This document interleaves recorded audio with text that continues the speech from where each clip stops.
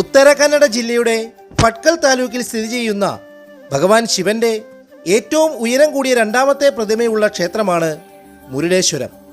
മുരുഡേശ്വരനാണ് ഇവിടുത്തെ ക്ഷേത്രത്തിലെ മുഖ്യ പ്രതിഷ്ഠ.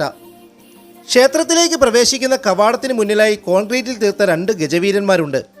അവിടെ നിന്നും കടക്കുന്നത് വലിയൊരു ഗോപുരത്തിലേക്കാണ്. ഈ പടുകൂറ്റൻ ഗോപുരത്തിലൂടെ ക്ഷേത്രത്തിനകത്തേക്ക് പോകാം. കരിങ്കൽ ഉപയോഗിച്ചാണ് ക്ഷേത്ര നിർമ്മിതി നടത്തിയിരിക്കുന്നത്. തമിഴ് ശില്പികളുടെ കൈപുണ്യമേറ്റ ക്ഷേത്രത്തിന് മുമ്പിലെ രാജഗോപുരത്തിന് മുകളിൽ കയറാൻ അനുമതിയുണ്ട്. 20 നിലകളുള്ള രാജഗോപുരത്തിന് 237 അടിയിൽ കൂടുതൽ ഉയരമാണുള്ളത്.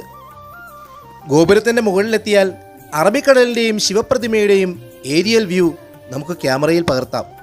ഗോപുരത്തിനരികിലൂടെയുള്ള പടവുകൾ കയറിയാൽ ശിവപ്രതിമയുടെ അടുത്തെത്താം. കാശിനാഥ് എന്ന ശില്പിയാണ് ഈ ശിവപ്രതിമയുടെ നിർമ്മാണത്തിന് നേതൃത്വം നൽകിയത്.